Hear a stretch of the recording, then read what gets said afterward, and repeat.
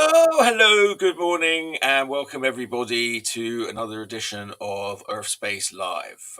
I'm your host, Chuck Whelan, and we do drawing, and sometimes we interview other cartoonists. So, Yes. I'm here with my co-host, Amber Greenlee, and I'm a our special co-host. guest today is Kirt Birdick. And Hello. Kirt Birdick is the creator of Death of Power, which one critic described as the death of Superman done right. And he's now, well, I've got some of his issues here. He's just successfully kickstarted issue 6. Here. And I actually, I have a really, I got a really cool like double page spread here from one of his Death of Powers. okay, but you're jumping ahead. You're jumping ahead. Yeah. Put that away. Yes, Yes. but I just I got it because I was looking. Still doing the monologue, and then we're going to do the titles. Well, but it's cool. It's very cool. Very cool. We're going to see more of that. Okay, look at that! Look at the eyeball. Yes, it's amazing. Look at the eyeball. That's love. That's love right there. Yeah, that's what I was thinking when I was drawing it. Yeah, you jumped right to the money shot there, Amber. To be honest, I'm just saying that this isn't the money shot. This is the first issue. Well, technically, it isn't. Well, even in that issue, technically, it is not the money shot. Yeah, because there's, so. Well, okay, yes, all right. Put that out there. No, yeah, it does start right off with that. But thank you. I appreciate it. The teaser. Okay. Yeah. This is the teaser. Okay. I'm getting people like, what? Like immediately about it. And you're like, I haven't even started the song yet. Yeah, well, I'm in the middle of a sentence of the monologue. And all right. Okay, let's do this monologue. No. I want to hear this. We're gonna do the song. All right. Well, we jumped ahead a bit. Well, I guess now I was going to introduce everybody, and then I was going to put the titles on. Okay, that sounds good. But I don't know where the titles are, and the producer's not. No, the titles went away. Oh no! Oh no! Well, I know how to add them. All right. Do you know how to add them? Do you know what a professional code this is?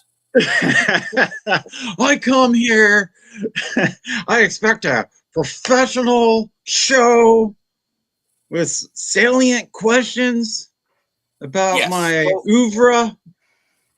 No, we're going to be right back after the titles with that. Have you figured out where the titles are? You have. There it is. This looks great.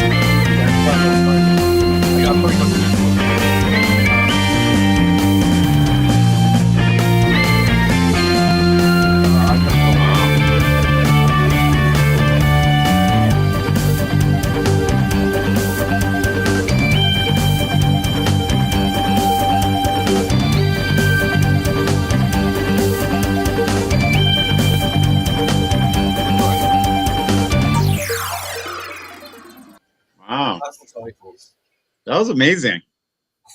Yeah, you put a lot of work. Yeah, you put a lot of work into that. Jesus. I think, didn't Charles make that? No, that's all my own work. Oh, you did that. Okay, that's it's still awesome. Yeah. I hear him moving about. He might be about to join us. Okay. Yes. Charles is the producer, and so he will probably be joining us soon. And I'm gonna steal the show for like 5 seconds. And on Tuesday I have Stephen Notley. And so Stephen Notley is going to be my guest. And he is most known for Bob the Angry Flower, cartoonist, game designer. Oh, nice. He used to work at PopCat Games. And so it's a call-in, live drawn improv comic. I say call-in, but it's really just chat. You chat in the comics or comments, and then we put it together and stuff. So yes, if you want to join us, that is the thing that you can join us with. And so that is the channel, which is my channel. And I shall back out now, and we shall get back to the interview. And so, yes. So, I did not jump to the money shot. This is the teaser. This is like what I want to say like 5 pages into the comic, something like that. It's not 5 pages. Well, not 5 pages. It's a fast, all the issues are really, really fast reads. Yeah. Because there's no dialogue. They're very splashy pages. Yeah. They're very let me click back and forth here. But let me bring up the actual comic here. Yeah, because this is, I guess, someone put this up on Internet Archive. Oh, I'm sorry. So. I was showing you a bootleg. I didn't know. Yeah. I didn't know. I'm sorry. No, that's fine. I mean, it's cool. I typed it in. It found it, and I was like, "Oh, that's cool." And I was like, "This is really cool art." Yeah. No, it's totally fine. Yeah, I don't know. I'm not exactly sure who actually put that up, but people who love the book, I assume. I bet you it says OCR detected script is Japanese, so someone in Japan. Huh? So yeah, someone in Japan scanned it in and put it up there for the world to see.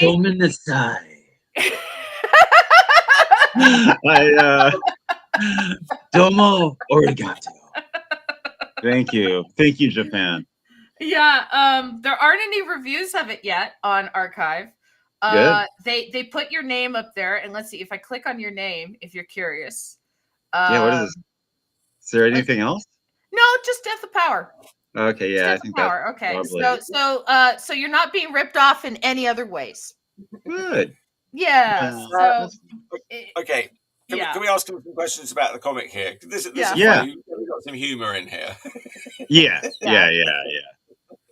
Ultraviolence and humor and superheroes. So, what inspired you to start on this epic tale? Oh, well, I'm because I was a big fan of cartoonist kayfabe, and they were watching. They did a review of Superman 75, the Death of Superman, the issue where Superman actually dies.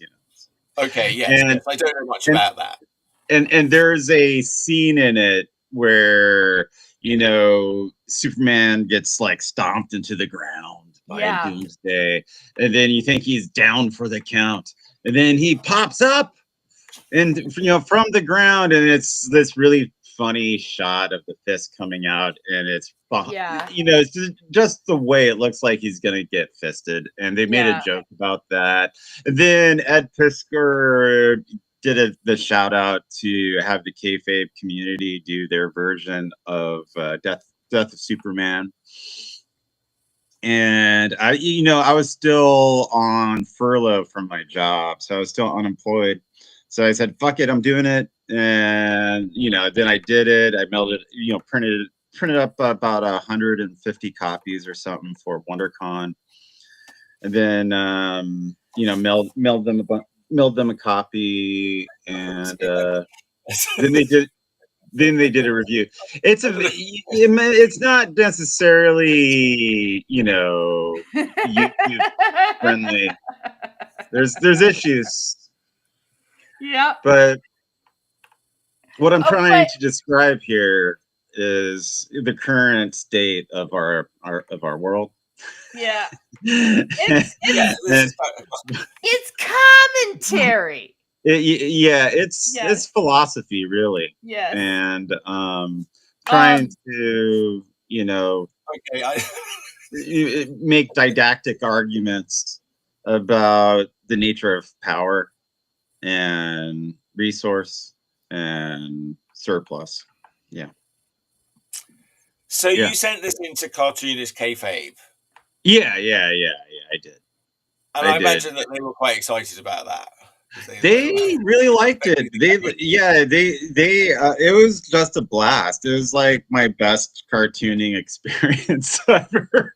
So it was just a really, really fun experience. And I was really lucky to get on the show and have that promotion.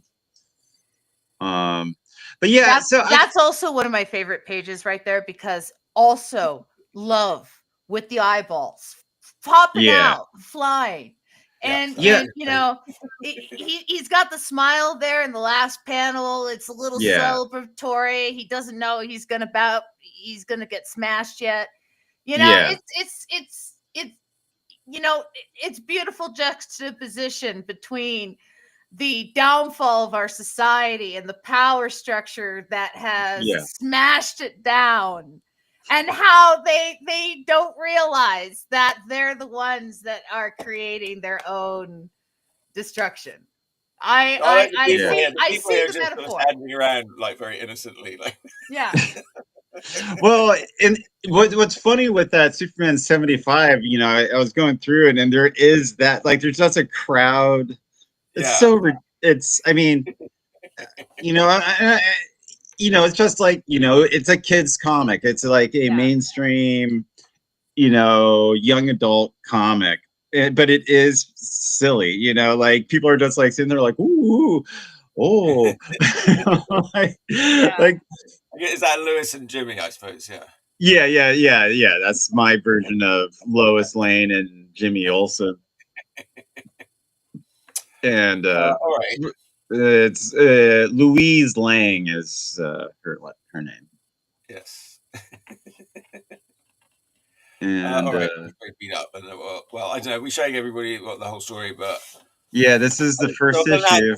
This issue one. There's several other issues. Wait! You don't want to give it away. You just don't show the last page, because you got to. Actually, this is just a book that you really want to own because of the quality of the printing. I mean, do you still have this edition of it? I mean, is that what people can still buy? I do. Yeah. I mean, I've reordered it. So it's, and then I don't have any of the first printings anymore, but it's the second printing. I can't remember if I only got this last year. It's probably the second printing. Yeah. I can't remember. I might have had this one before. The first printings, sold out pretty fast. So okay, so that went out very fast. Well, because it was a really small print run. It was like 150 for the first printing. You hit all of the right nostalgia buttons. You hit Superman. Do you like a rat? That's very Amber. No. I mean, I'm. Hear me out, okay? You hit Superman. You have like gratuitous violence. It's bright colors. It's fun for fun's sake. Everybody's having a good time, right? That's for Superman. I mean, you know what I mean? Like I was looking at your War Woman stuff, and it's just, she gets the crap beaten out of her, but it's like she keeps going because she's War Woman. That's what she does, right? And it's like it's kind of that it's like the old machismo of like an Arnold Schwarzenegger movie, right? Where it's like, you know, Commando, like he would keep going, right? But it's not. It's War Woman. Yeah. And it's just I don't know. I don't know how to explain it. Like I was looking at it and it's just it's cool shit. I don't know how to explain it. Oh, thanks. Yeah.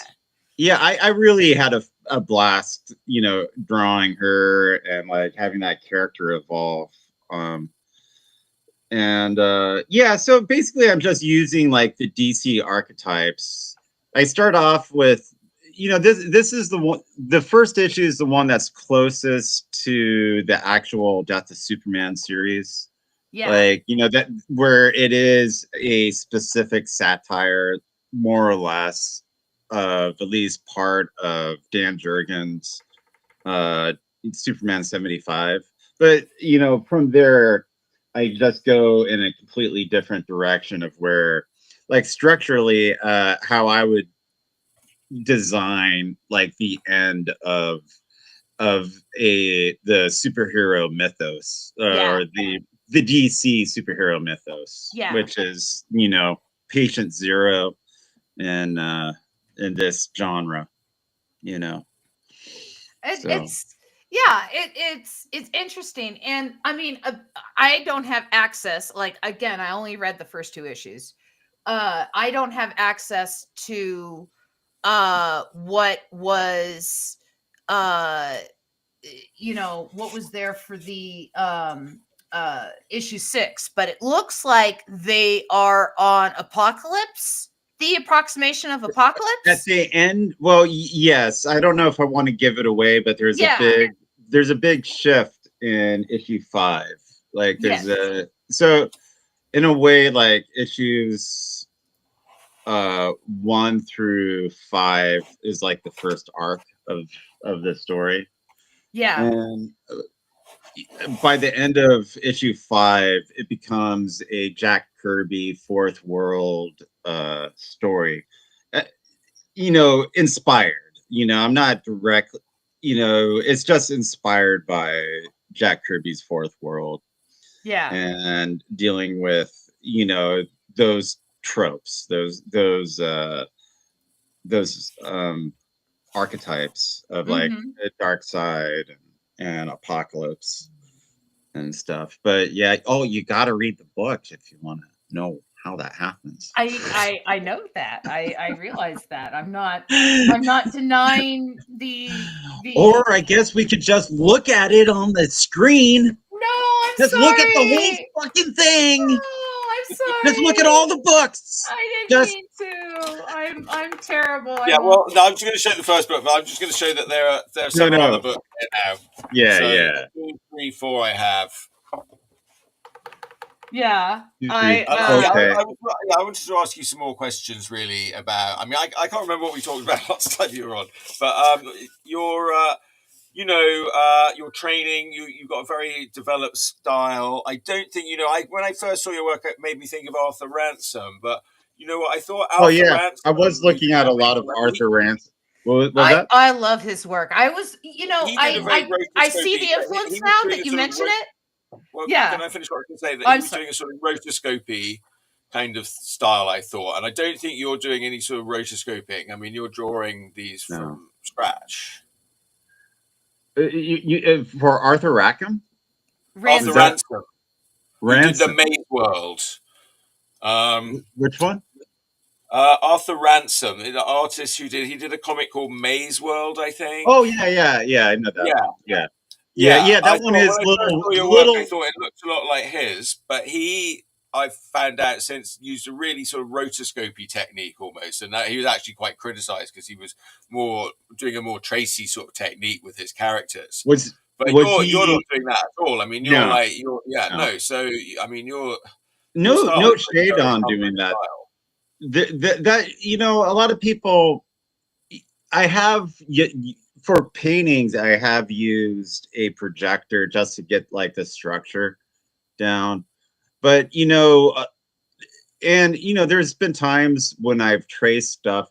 There is still a artistic technique to doing that stuff, even though generally that's like looked down upon. But it's not easy to do when you do it well. You know, like anything. So, but Yeah, I have a copy of Maze World. It does look kind of like. So did he trace or did he use a projector like to you know? Yeah, I'm not sure exactly. I'm not sure. Yeah, I just that I hadn't really I mean, realized that. I thought, oh, it's a very, very realistic sort of style that he had. But Yeah, yeah, yeah. No, it I looks can see nice. Arthur Rackham in your work because he used to do that Fey Archaic. Yeah, yeah, yeah. Fair cake. I That was was looking at a lot of quite art. Arthur Rackham-y. What was that? That had quite an Arthur Rackham sort of influence. Yeah. Yeah, I was looking at a lot of Arthur Rackham and Charles Vess, and Hal Yeah. Foster. Okay. Vest. Yeah. Okay. Like Hal Foster was like and Prince Valiant was the impetus for Prince Valiant. that Yes. project. Yeah. it, Um. what I like about it is the flat coloring, but you have the soft details that another colorist would have like rendered all of this shading around. You know what I mean? Yeah. And Yeah. I do. it what it does is it does harken back to that like Kirby age Yeah. and Well, back to that old style printing when you only had the 16 colors to go back to I, and like I said, you're hitting all the nostalgia buttons. It's like I, it's pretty, it's wonderful. I yeah. I really am a fan of that era of coloring and that some simplicity of that coloring. Um. I just I think like if you have the structure of the character or the shading of the character defined by the line work, there's no need. You really shouldn't also try to render those elements with the coloring, which a Mhm. lot of comics, especially in the late 90s, early 2000s, did, where they would try to over render, like the pencil or an inker would ink and illustrate the dimensions of the character with the line work.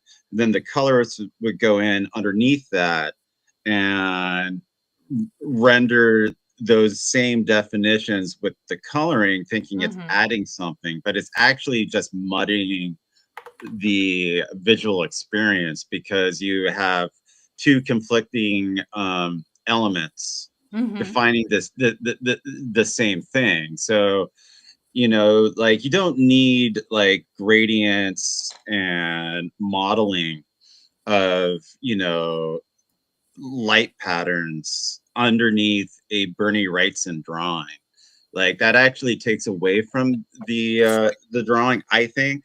Mhm. I'm sure sometimes it can be Yeah. done well, but in Yeah. general, I feel like it kind of conflicts, with the storytelling, and I find it distracting.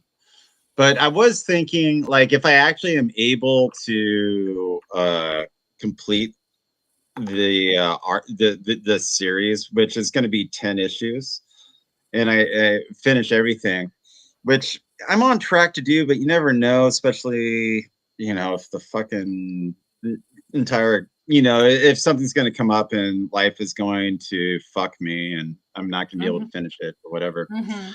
But if that doesn't happen and I do finish it, I was thinking it'd be hilarious to do like Death of Power Deluxe and like do a fully like 90s style colored version of Death Power 1 where it's like it has all the gradients and lens flares and Oh yeah.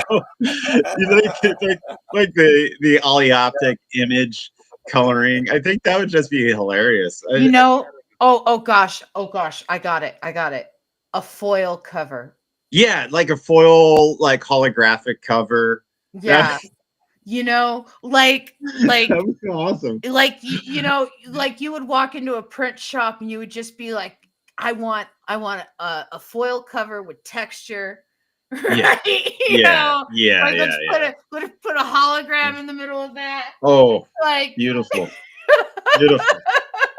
You know, a reticular image where he's like pounding, like you just like flip it and see some motion. But yeah, that's the dream. Not Yeah, well, and it'll be necessarily. a beautiful graphic novel. I mean, foil or whatever. I mean, Kickstarter, you can trick it out, but either way, it's going to be a very fantastic graphic novel. It's just funny, because like I think like Walking Dead's coming out with their Walking Dead Deluxe, where they're colorizing Walking Dead, which do not need. I mean, you get your money where you can, Yeah. But yeah. Well, on that note though, I do have a color version of Bone. And I feel like the color version of Bone is very well done. And not that the black and white. Yeah, it's not that the black and white is diminished at all, because the black and white is beautiful. And I understand why he did it in black and white, because that's cheaper to print, and he was doing it as an independent comic at first, right? But I feel like color was always kind of his plan. Yeah. In the end. Yeah, that just seemed like it needed color from the beginning, really. Yeah. I don't know if it was, but it's like, it's so pretty with the edition I have. And I don't know if it enhances or worsens the story, but that's the edition that I read first. Oh, really? Was that your first? That was my first run through the whole story of Bone. Was the color edition, and so I still see the black and white art, and I'm still like, wow, this is beautiful line work. This is wow, like oh, Jeff Smith he's so clean. Like I picked up Razzle because Bone is so good. I think I like the coloring in Razzle when they did the color version of Razzle. I like that more than Bone overall. I think the later editions look better than the earlier editions of the coloring. But that's interesting. So because that's the first way you experienced that book, do you just innately like that version more than the black and white version? It's kind of like dub versus sub in anime, right? Oh, interesting. So which one is dub and which one's sub? A dubbing of something is when I know that, but is the colored version? Are you considered that the dubbed version, or is the black and white version the dubbed version? Well, the black and white version would be the subtitled version, right? It's closer to the original. Okay. And you're it's basically the original, and the subtitles are there for your understanding, right? But you're experiencing the original Japanese, right? Yeah. But the dub version is where it's gone through a studio, and they've hired American voice actors, and they've hired translators, and they've hired writers to take that translation and kind of make it flow with the language allotted time that they have, and the actors, and there's a lot of nuance that goes into. So that would be the Stephen Haymaker color version of Bone. Yeah, and it's not exactly the original, but it's trying to stay as true to the original as possible. So it's not trying to diminish the original, and it's not trying to insult the original. It's just trying to make a version that is, I think a wider audience will buy. I think Bone is a very historically important comic, mainly just alone because it did start the Scholastic Kids, which is like the dominant American comic company now. Yeah. In the amount of readership. Least, because and it's what kids who are interested in cartooning and comic books, that's usually their first experience with the medium, as opposed to Marvel or DC characters, which is interesting. I think there'll definitely be a generation that goes from Scholastic comics to Fantagraphic comics, and have no or manga. You know, they'll be like manga will always be there, like in anyone's like comic book reading journey.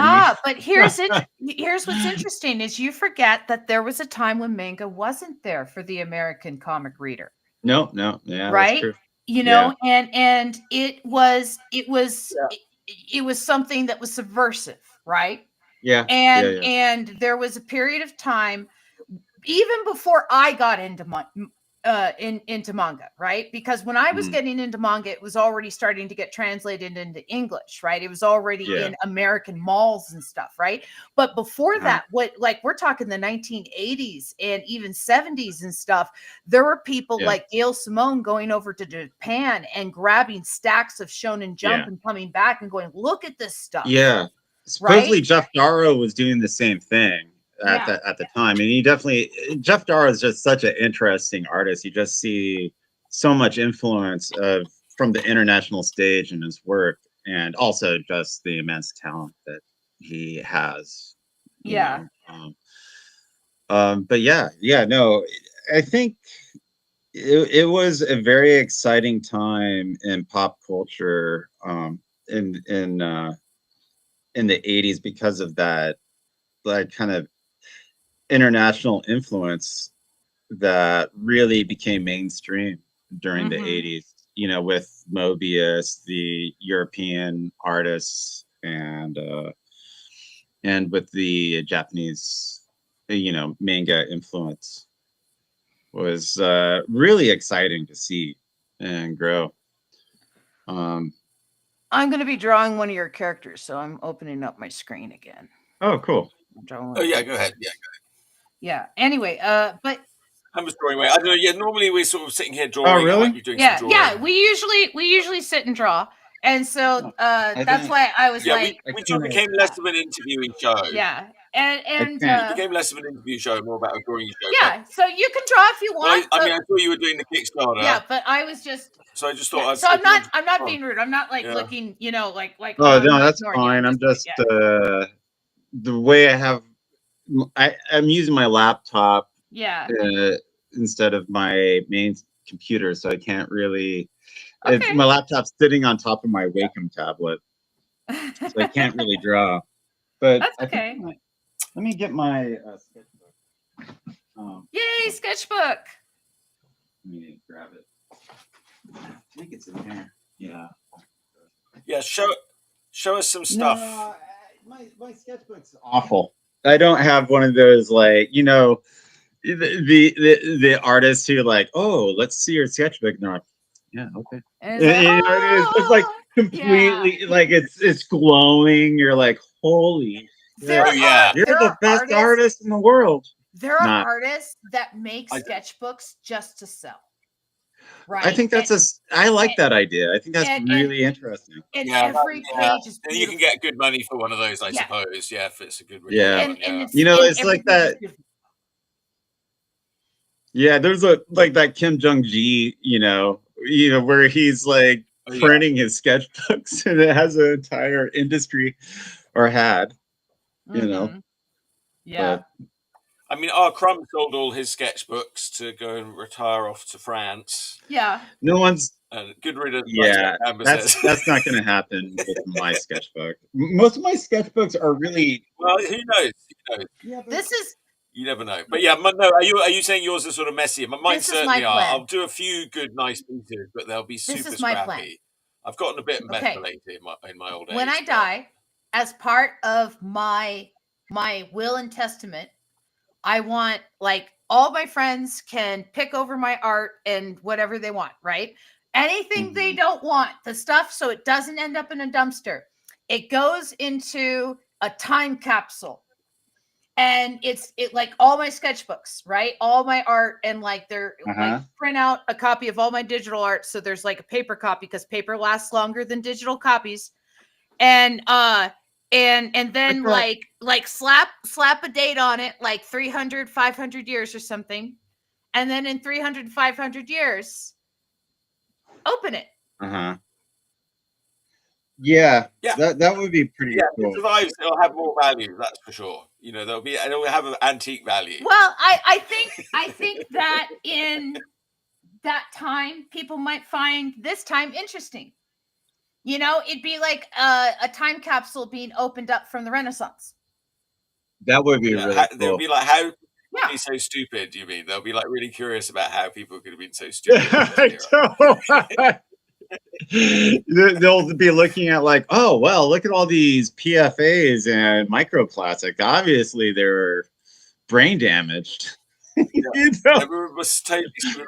Look what they were reading. Look at these Yeah, comics. look at these. Look at these disgusting comics. What is wrong with them? Yeah. You guys Yeah. are so pessimistic. Oh, you know what I actually, I'm in the process, and this is a total tangent, but I started reading the novella, which is in the collection of short stories by Alan Moore. It's the Illusions book. There is What We Can Say About Thunderman, and I guess he's just taking, a lot of like, I guess, well-known or somewhat well-known, gossip and stories about like different comic book creators and create, doing what Alan Moore is great at doing, is creating like this alternate universe, this alternate world where he's explaining his like the horrors of the comic book industry, really. Yeah. Like, oh wow! In a very cynical and funny way. I've been loving reading it. It's just super, super good. You know, the way in Watchmen, he does Rorschach, who's Mr. A, who's sort of Steve Ditko. Yeah. Who's like the character that everybody loves the most, and Alan Moore's like, well, no, you're supposed to hate it. You're not supposed to. He's not the hero, people. Okay. Speaking of Alan Moore and stuff like that, they finally printed a collection of Miracle Man in the United States, right? But Alan Moore would not put his name on it. Everybody else signed off on it. So the collection says, when it has the credits page, it says by the original author. Really? Yeah. I would get that book, but I'm not a fan of the recoloring on it. Like the recoloring is not very good on it. The original coloring in those books, I really, really do enjoy. I think it's really well done. So hard to find. Yeah, I've never been able to read the whole story. I've only read it digitally, so I've never. You can't. You can't be like, I can't. My book, and then you are reading Miracle Man. You're forgetting. As an American, is part of our tradition to be hypocrites. Like, come on. Yeah, you got that. What, you don't love America? Jeez. Like, I'm American through and through, and that's why, I am embarrassed by most of my decisions. Like a true American should be. Yeah. But no, there's a new song that you forget though. When I read it digitally, it was out of print. Yeah, it was out of print. Yes, I know. I realize that. There was only one way to read it. God damn it. I borrowed copies from my comic arts history teacher. That's good. That's a better way. Like a good comic reader. Yeah, you're right. No, I'm ashamed. Yeah. That's But you know what? Even now, I'm just teasing you. No, but even now with that shitty coloring, and it's more, so I won't get cursed by the magician Alan Moore. I would not read or purchase, this new version. Yeah. I didn't buy it. I didn't buy it, but I saw that. Maybe I'd rent it from or borrow it from the library. I'd maybe do that, but no, I don't think I would do that because the coloring is shit, in it, and well, no offense to the person who colored it. Yeah. I mean, they got, they actually have a career. So, well, they probably had, the editor. Yeah, that was them, no, make this more dynamic. And it's like, I just don't understand it. The original coloring's so beautiful. I just don't understand it. Like Miracle Kid just had he just got raped by these boys, and then he just burned their eyes out when he became Miracle Kid again. Okay, it's pretty dynamic. You don't need to add extra flames on top of the flames drawn there. Okay, just make them yellow, maybe a gradient to white. The one book that I think like they recolored, was the Eddie Campbell's, From Hell, like Deluxe or whatever, Absolute, whatever it's called, does look really nice. It's done well, but still, even that book really, it's better, I think, in black and white. It's more feels more real, just because it's from an era that we only have, like, I personally just have, it's recorded in black and white. Like all the news clippings, the Victorian era is just known as in line art, and really, really bad photos that are in black and white. Yeah. Well, I mean, yes, that's true. Well, I think that makes it feel more real when I'm reading a black and white book of a black and white era. That's true, but they also have things like they have the remains of like wallpapers, and people know what wood looks like, and there's plasters and marbles and all kinds of things that exist. That they can fill in. That would be an interesting way, like if you're doing a one thing I would like to see. Oh, the dye museum. The dye museum. What's the dye museum? In Europe, okay. So like going back like 200 years or whatever, whenever there's like a dye made for fabrics and stuff, they send the dye to this museum, and the museum keeps the dye. And the reason why is so when you're matching colors for things and stuff, they can basically go to the dye museum and they can like tell you exactly what's in the dye, right? And they're saying like, oh, it was this dye from this era, blah blah blah, and we're matching this carpet, or we're matching this threading on this tapestry, right? So the dye museum exists, right? And so they have dyes from Victorian times in the dye museum that are there in vials, and they know the color. They know the color in the dye museum. I think that would be a real interesting, it would be interesting to do, like, if you did the proper research of, like, say a specific time period, whether it's the Victorian age or what would be more interesting would be like, during the Roman era, or the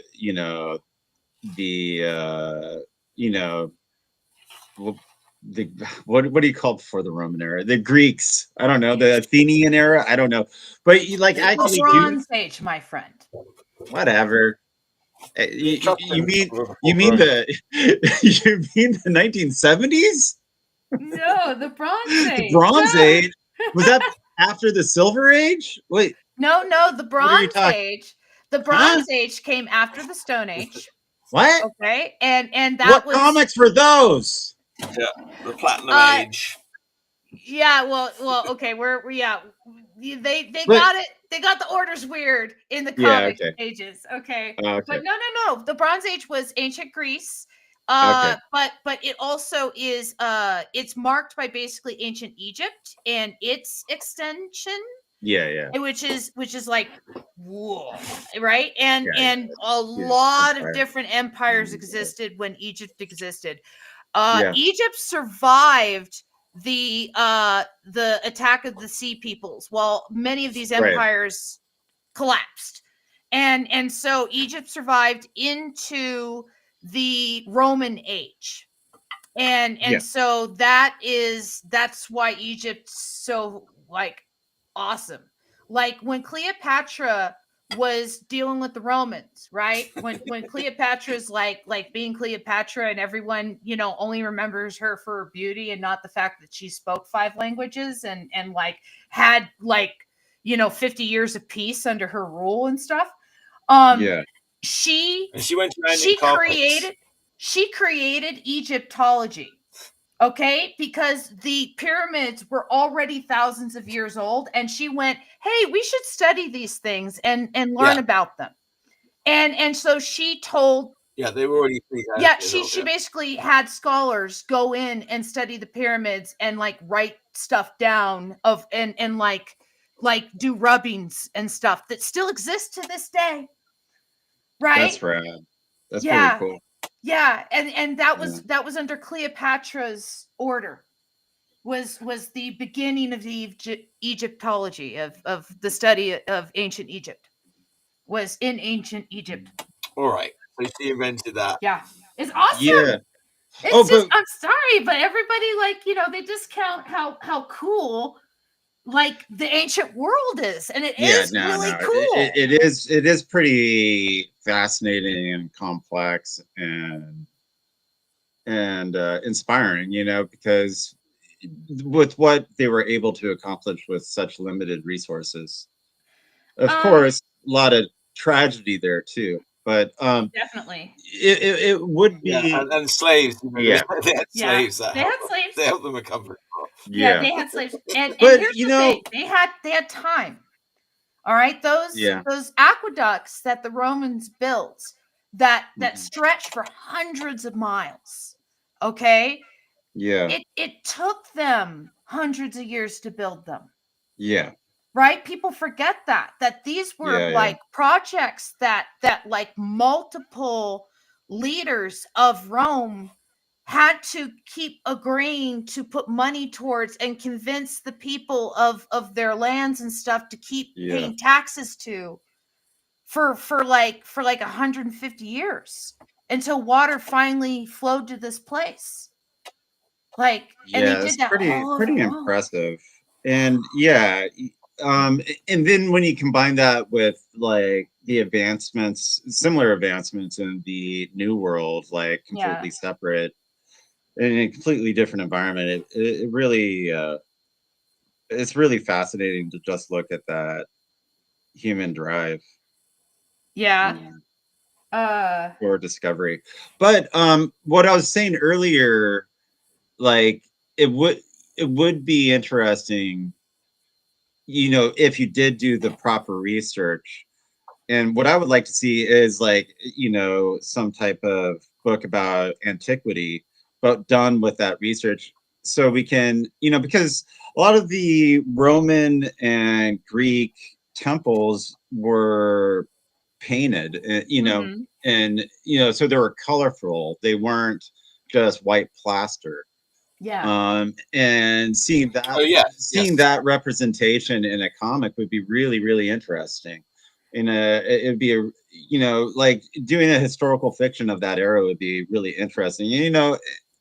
And you know, like the phallus was like was a totem that they used, you know. It was a good luck charm. It was a good luck charm, and it would ward away, you know, evil spirits, you know, because it warded away, you know, infertility. What warded away evil spirits is something that still exists today in the region and in the Middle East and stuff. It's called the evil eye. And what that is it's a evil eye totem is this it has a black dot in the center, and then it's white, and then it's blue around the outside, right? And it's made out of glass, and they've been making it the same way for thousands of years. Because people in the ancient world used to believe that you had like imagine little fingers coming out of your eyes, and it would touch things, and that's how you would see things. And so when you would look at someone with like hate and evil in your heart, like you I had do the that evil all the time. eye, but you Yeah. would be looking upon them with the evil eye, and they believed that had the power to make you sick if like someone was looking at you with the evil eye, right? Really? And they believed that it would make you Oh. sick, that it would curse you, that was, they had these superstitions. So they would put these wards, they would wear these wards and stuff like a good luck charm, like imagine it like keychain, hanging from your backpack and stuff, right? They would have it hanging from like, their horse or whatever, so that if anyone was looking at them with the evil eye, this eye would see it and like counteract those like evil fingers with like the good fingers from this eye, and they would battle each other, and the ward would keep out We need, the bad energy from the you evil know eye. what? I think psychologically people need that for going online, like some type of, totem, Yes. to protect them from negative comments Yeah. and harassment. Like you're like, oh Yes. no, it's fine. I got my evil eye here. The person who just told me to fuck off I am and die, it doesn't matter. I So people won't get like wrapped up in the spiral down into like hating each other. have a friend of mine who just traveled to the Middle East, and he's coming back in a couple of days, and he Where just did got he me. go? Well, he went throughout Iran and Iraq and Oh wow. Jordan and Turkey. And Oh, so wow. yeah, and so I asked him to get me one. And so he said he picked me up like a keychain and a necklace and a bracelet and stuff. So that I'll be well protected from evil eyes. Oh good. And yeah, and That's good. so yeah, so he's a good friend. Um yeah. Yeah, I don't want but that. but yeah, it's interesting because the Bronze Age, like, they had magic tricks in ancient Greece in their temples and stuff. They had natural earth magnets, right? And so the Natural temple, earth magnets? yeah, they had natural Huh. earth magnets, okay? And so the What's temples would that? have natural earth magnets are magnets that the earth creates, Oh yeah. right? Okay. And it's like they're like rare earth magnets is what I'm thinking of. A rare earth. Okay, Yeah, so they're yeah, like rare earth magnets, but rare they're earth ones that, they're rarer than the natural ones. you know what I mean. I'm probably saying it wrong, but it's a magnet that is naturally created by the earth, right? And so they realized that Mhm. these were rocks that were attracted to each other, and they would gather like lots of them. They realized that it was like really attracted to it. And so what they did is Uh-huh. they had in one of their temples an Aphrodite statue, and I forget who the other god was, but it was a story where Aphrodite is like attracted to this other god and stuff. And so they put these magnets in the god statues, Probably her brother Apollo.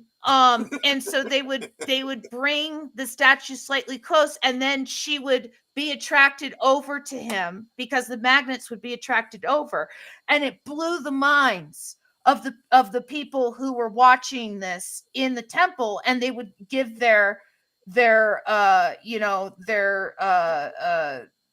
like givings to the temple, So, of like to Wow. support the temple and stuff so like they're that. like juggalos. They're like, whoa, magnets. What is that? Crazy. They didn't know how they worked. So these were they drinking Fago? Well, I mean, it's I've decided I'm we're gonna talking try to. ancient people, so Yeah. it was knowledge that was not common amongst the common man. Yeah, that's And pretty so yeah, so it was fascinating. it was kind of a charlatan act amongst the temple owners. Do And you so they think had things like that. Yeah. so? But the temple owners or the priests Yeah. could they have just been just as amazed by it and not like fully understand why that, that attraction was happening, that magnetic attraction? Yeah, they filled the entire statue of the Aphrodite statue with the magnets, and the entire statue of the male with the magnets, to know that they attracted each other. And yeah, then they might have found that and then like philosophized, this is what this means, and then felt that from a non-cynical point of view, as opposed to True. But which came first? But we're also talking about the same people that invented the vending machine. Okay. Yes.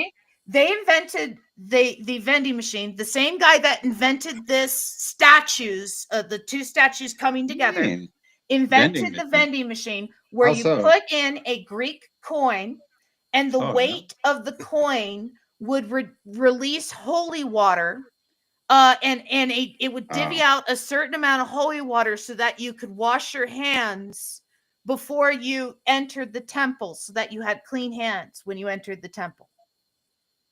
It was the first vending machine. So, and it was done so people would have to pay? Yes, people would have to pay for the holy water to wash their hands. Jesus. I complain a lot about Catholicism, but at least Catholics' holy water is free. Yeah, at least it's in a bowl at the front. My God. Jesus. Yeah. There's a lot of problems with the Catholic Church, but yeah. Holy water. That's one of those things that's kind of gone out of D&D. In first edition D&D, you always needed holy water before you went. Really? Like nowadays, they don't really bother with holy water or anything.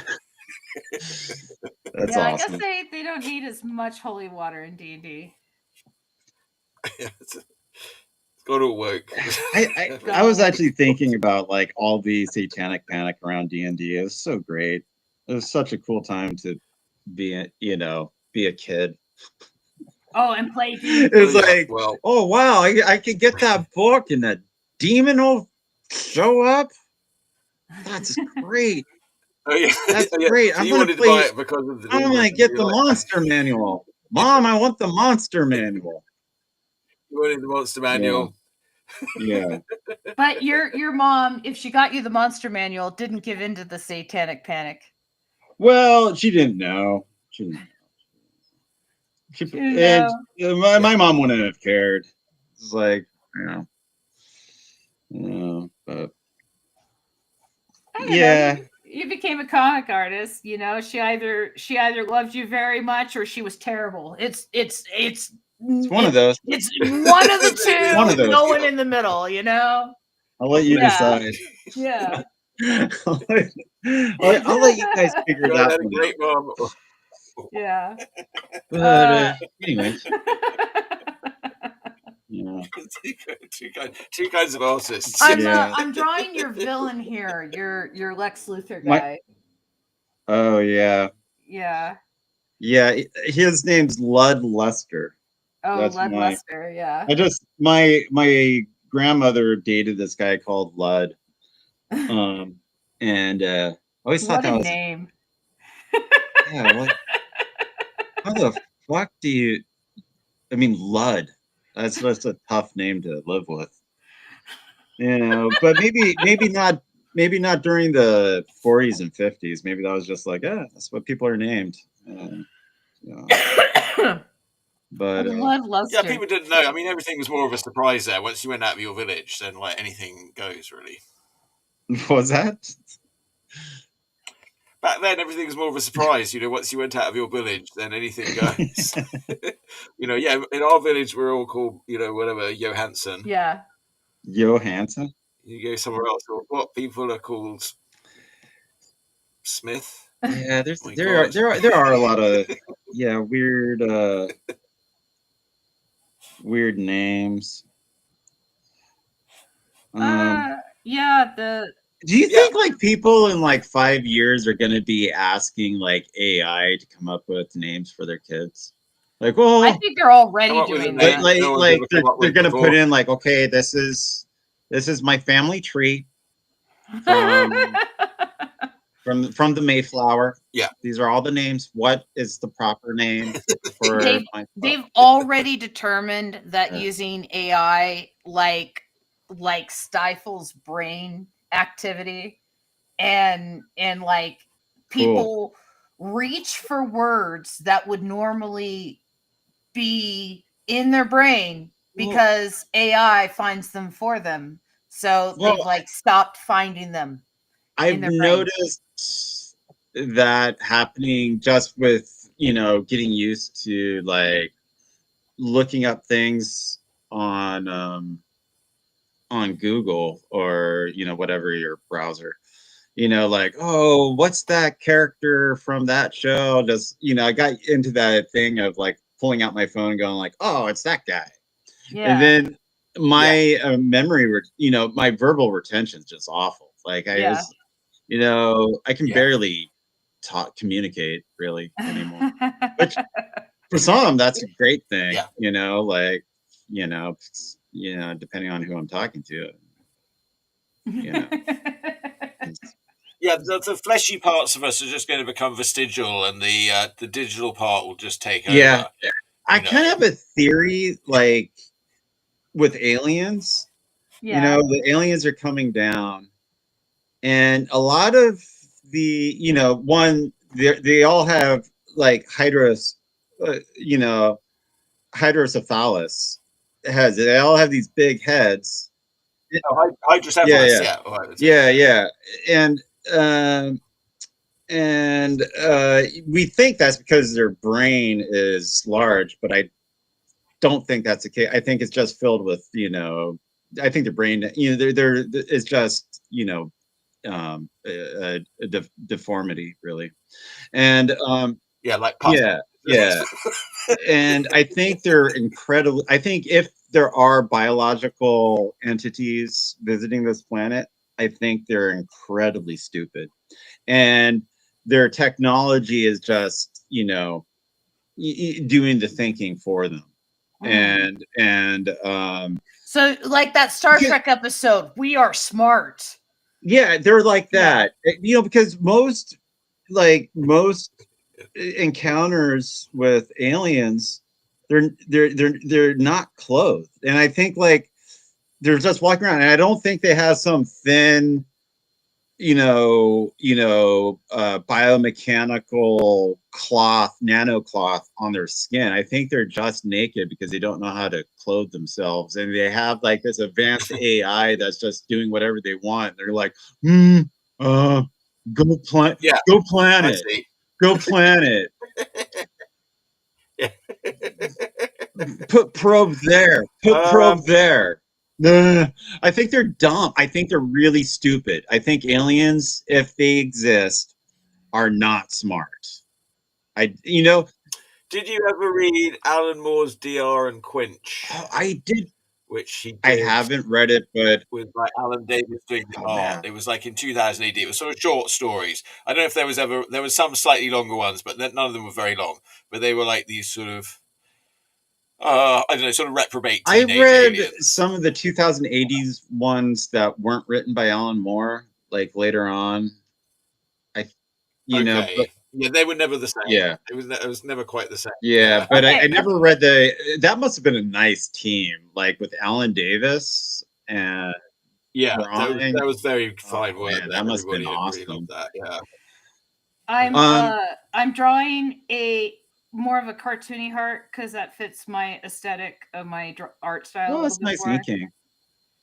Thank you. But I'm drawing more of a cartoony heart for him. Oh, that's fine. Because yeah, it's a little small to draw like a real heart.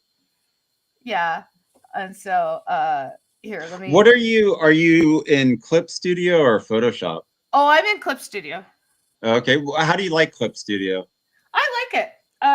It's Photoshop is lacking in perspective tools that Clip Studio has, and Clip Studio switches back and forth between vector lines and raster lines very easily. Vector lines with perspective, so easy, so quick to put a background together. And and the perspective tools, you have different options for your perspective tools. Our co-host Dale, what he likes to do is plop down a 3D block and make the perspective that way. That's how he visualizes, right? And so when he puts down the block, he kind of drags it into place until he gets vanishing points where he wants it at the block's kind of where he sees where it's at, right? And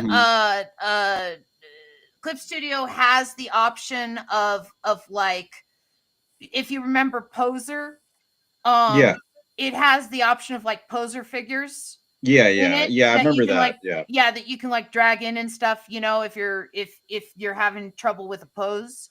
And so he'll use that for like poses and stuff like with that block.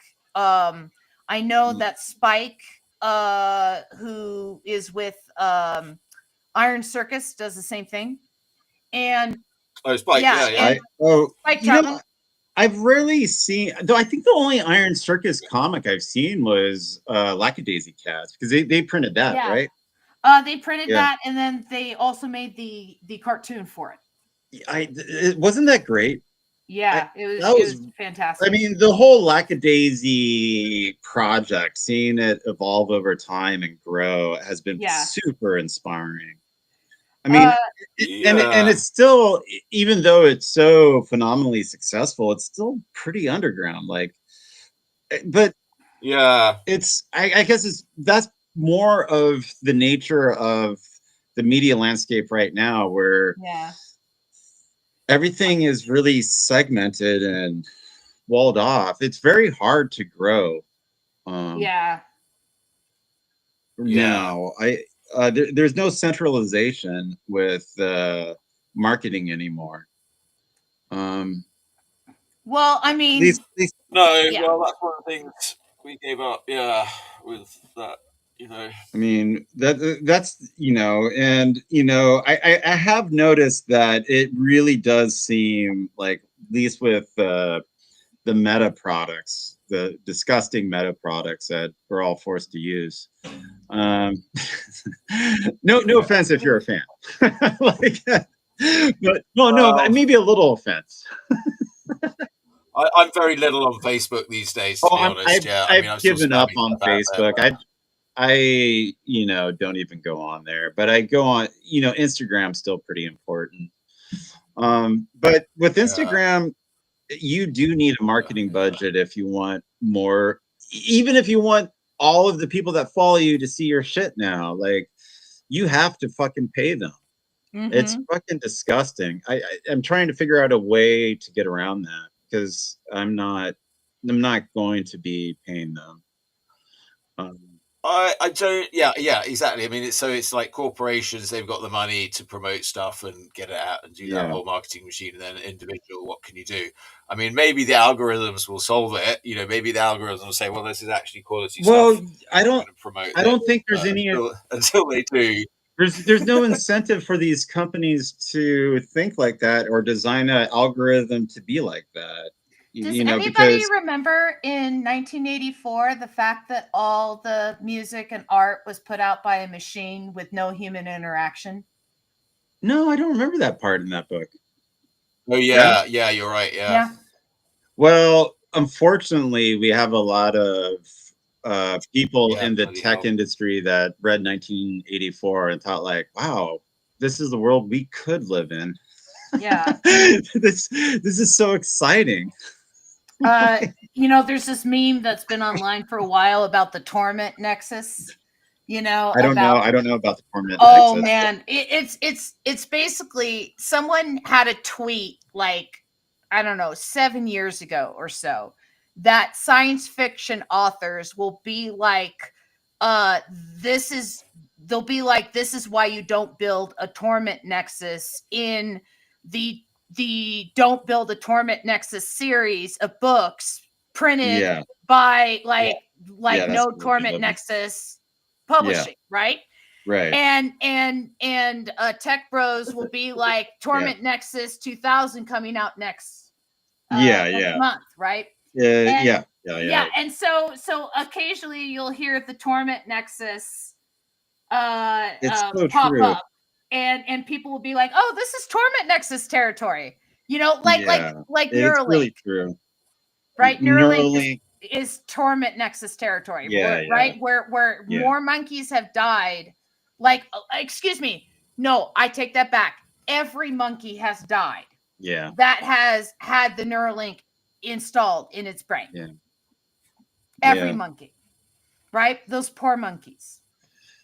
All right. Yeah, it's pretty disgusting. Yeah. And Just that's, I just get some of the vibe that some of these people. I mean, this. Well, I'll stop. But I was gonna make it. Yeah. I was gonna make a comparison to Unit 731 in Japan.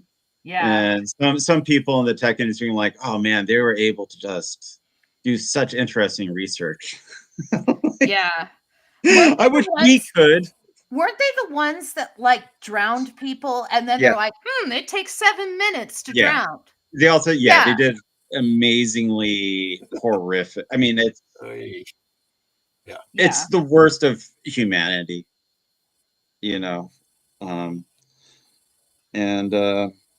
But hey, they most of those scientists there were also Project Paperclipped because. Yep. I mean, I shouldn't laugh. I mean, it is horrific, but you know. Yeah. And so, well, sorry, I'm not sure what line. You don't want to know. Project Paperclip is after World War II.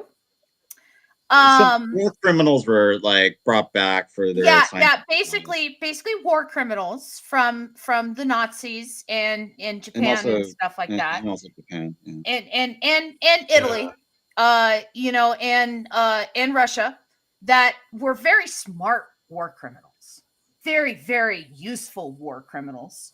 Like Werner von Braun was one, who built NASA, and they were they were brought over here, and oops, they're not war criminals anymore. Where did that record go? Well, they became American. Right. Yeah, they're American. They read the Constitution and like, I was wrong. We did was wrong. We did was wrong. We are so sorry. We like hamburgers now. We're not into schnitzel. Yeah. We like French fries. Or the International Criminal Court. Yeah. I mean, yeah. Yeah. And then you know, so much of that, you know. It is interesting how World War II just led directly into the Cold War. What a scary time period. It is. The one thing, I mean, we're also in a very scary time period, but one thing that gives me, you know, at least some hope is just thinking of like what a chaotic and horrific time, you know, that has come before us, that we've all, you know, that generations have survived through. And you know, so well, everybody has their own story in those times, you know. Because I've got him pretty much inked. Now I'm gonna start shading him. Nice. I realize I don't know what his legs look like. And now that I'm looking at him, he doesn't have like kneecaps. He just has his knees, and then he has. Yeah, like... I was basing that off of the '70s power suit. I think. Okay. I was looking at some George Perez and some Gil Kane, I think. And so what I did, since this is an homage to Disney, or since this is an homage to 90s like comics and stuff, was smoke obscuring the feet. I thought you would appreciate that. Yeah. Is that what they did to save time? No, like what Liefeld and like Jim Lee used to do, and you know, occasionally really a lot easier if you don't have to draw the characters landed on the ground. Probably. They can draw feet, but I don't know. I have a weird relationship with feet. It's difficult. I don't know. There's certain things like feet and hands are really, really like difficult to draw.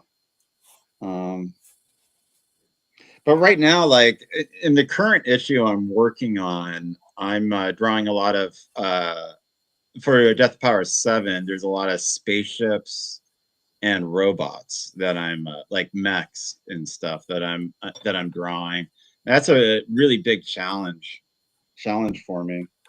Yeah, that requires a little more discipline than a figure, you know, that in the perspective and everything. You mean?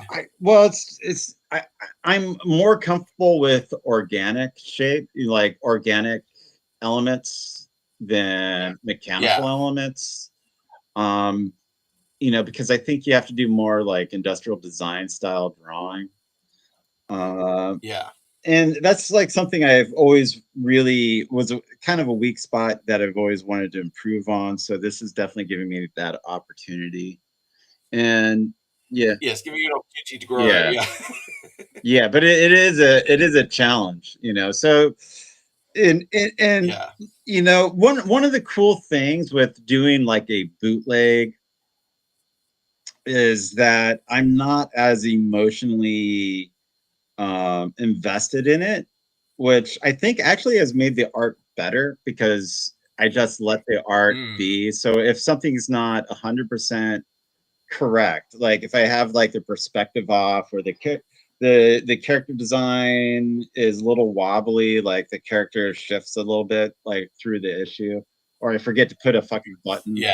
I'm just like, yeah, fuck it. Yeah, it's done. It's close. I think there has to be a lot of that in comics Close enough to get things done. And I find like having that mindset is actually a better mindset to have, to like, okay, close enough.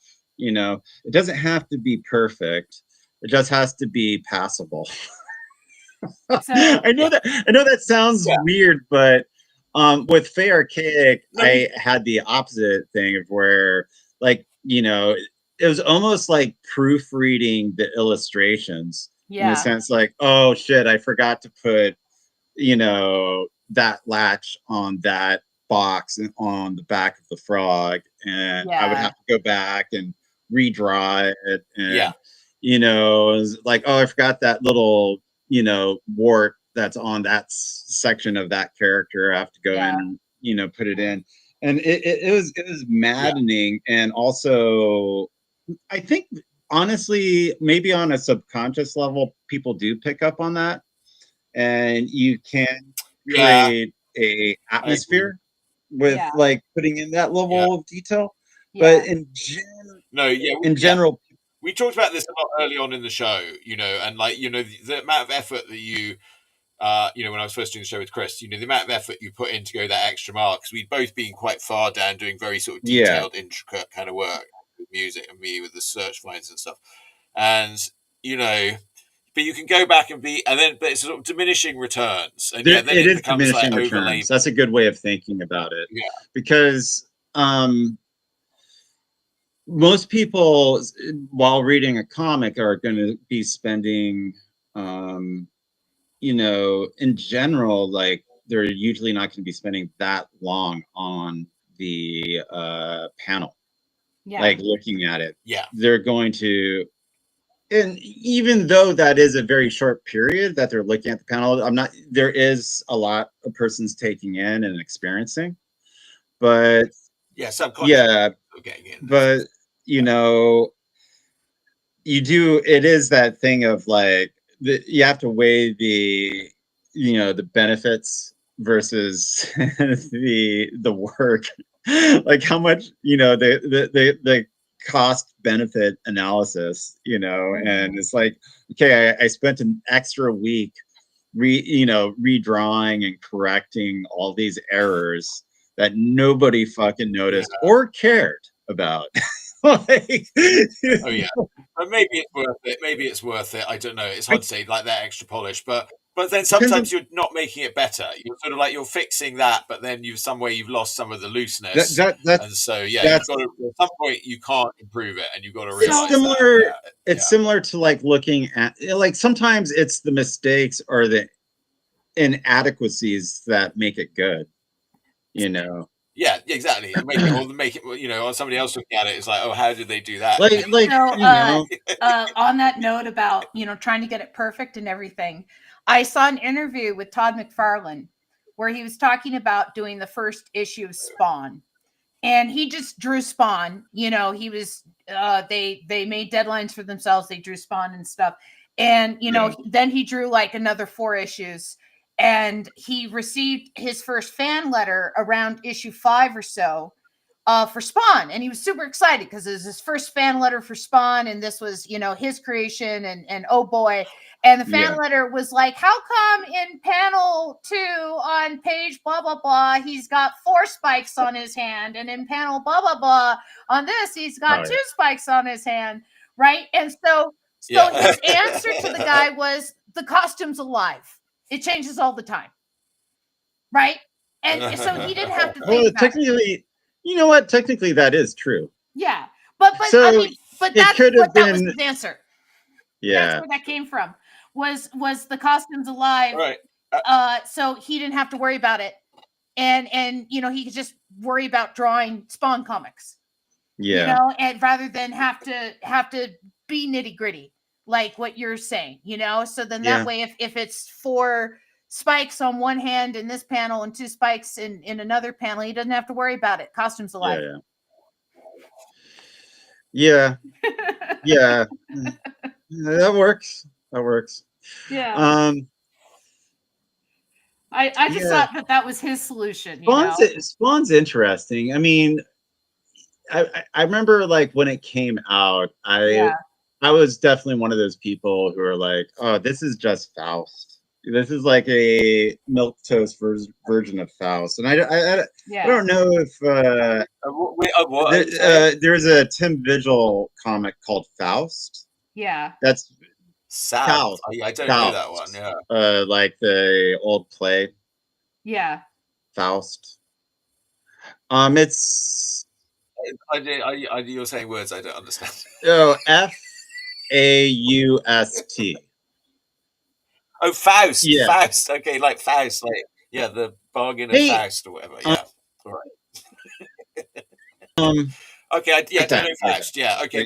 Vaguely. Okay. Yeah, but Spawn I was much more aware of. So, but you know, it is pretty impressive that he really did create. You know, one of out of the superhero era of Image Comics. Mm-hmm. He made the one IP that is, you know, still around. Known. I guess Savage Dragon's still around, but you know, Spawn is more of a household name. You know, it is and one of the reasons is because he expanded that into multiple markets of like toys, animation, and movies. Mm-hmm. So it became this. He's built his business quite well. He didn't just rely on Spawn. Yeah, it became a broad industry. Like, I do wish he drew more of the comics than he did. Although, you know, Greg Capullo is still a pretty good artist, and Brian Hamberlin is pretty talented. So it's not like he hasn't had bad artists on the book. No, it's not. It's not so much that I think Greg Capullo became a better, you know, Todd McFarlane than Todd McFarlane, at least for a while. But I would have liked to have seen him draw more actual standalone books. But I think he obviously loves pop culture, and he loves art, and he loves, you know, drawing. But he's more of a businessman, I think, at the end of the day. Yeah, he bought a very good one. A very good one. Yeah, I don't know. He bought all those baseballs that Jerry Maguire hit, and then like a week later, Sammy Sosa beat the record, and those baseballs were worth nothing. Well, that's just being a fanboy. Look at this. Look at these comic collections. You think anything's worth anything in there? like that's just love of the game.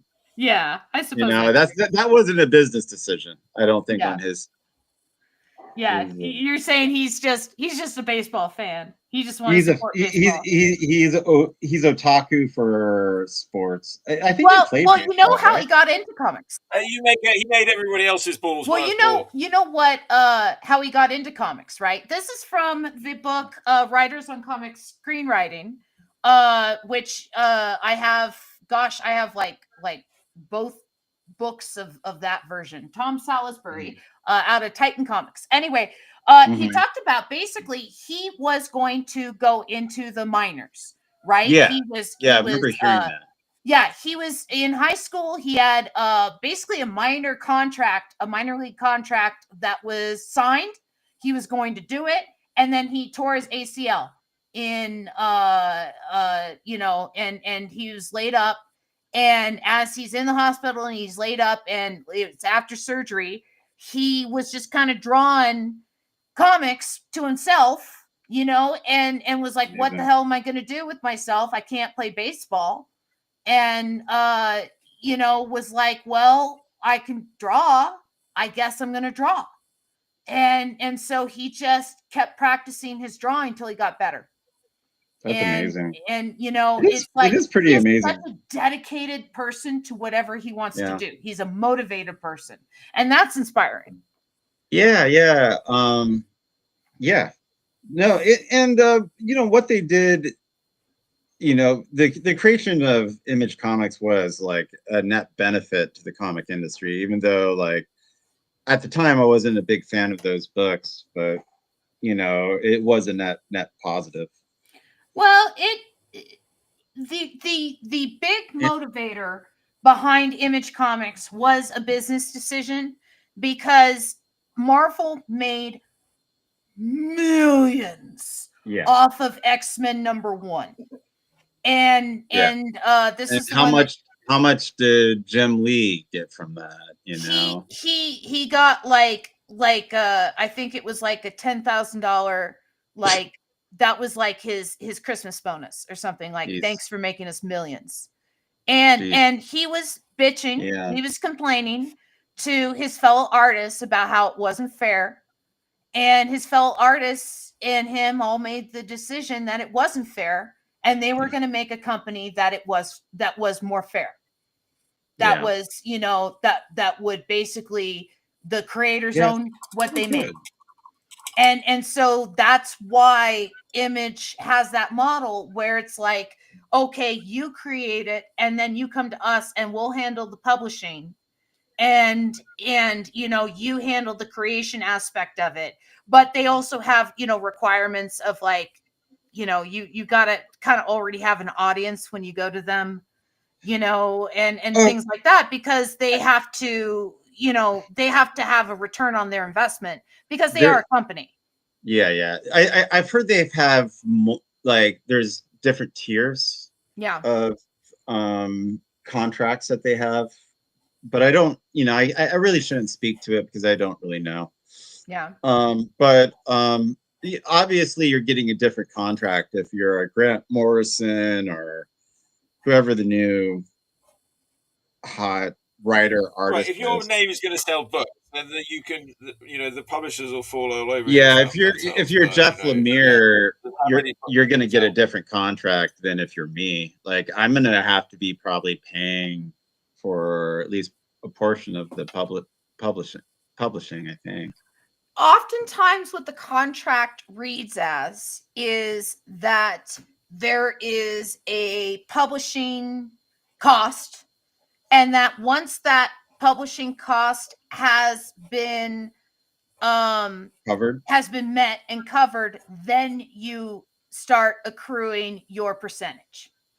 And so that's why sometimes artists never see a check, is because they print 1,000 books and maybe they only sell 300 of them, and 700 of them are sitting in Image's distribution center, or it used to be Diamond's distribution center, now it would be Image's, and they're just sitting there, right? And no one's buying them, right? Well, it hasn't made its printing costs back, right? Well, now you have the artist going, where's my check? And Image is like, well, your contract says we have to make our printing costs back first, and we haven't made that back yet. And they're like, well, I want to see the numbers. They're like, here's the numbers, right? And then they're just like, oh, that's depressing. Don't show me those numbers. Yeah, exactly. but it's not Image's fault. you know, that maybe the book's not selling unless Image didn't advertise it well enough, or Well, you know, kind of I mean, what a I there's a lot don't of moving parts. I don't understand what the marketing department does for comic books anymore. Like, especially unknown creators. Like, Yeah, it's really does seem like they're like, okay, we're publishing your book, go advertise it, do yeah, everything. Like, I mean, aren't Yeah. I being published by you because you have an audience that you think my book will sell to, that you yeah, already yeah, so it's not up to me to grow your audience. You're supposed to be growing my audience. I mean, isn't that why yeah, you're investing in me? And I yeah. know, things are, I don't think anyone knows what the fuck's going on anymore. No, Like, everything's controlled via, soulless, faceless algorithms that no one knows. Very few people know how they work or what they're incentivized to, because that's all kept behind a black box. mm-hmm. And everyone's pretending that everything's on a level playing field and whatever's popular is popular, and that's just not the case. No, it's you who know has the most money and who pays for the most advertising, you yeah, know, and it's like I've there's a been lot of writing. manipulation. There's a Well, lot of manipulation going on about what is perceived as popular or not popular, I yeah. think. you know Um, you know, I've been running an experiment for the past year or so where I've been literally putting the same advertisement for my Philo show on all of my social medias at the same time, and then hmm seeing what kind of interaction I get and stuff.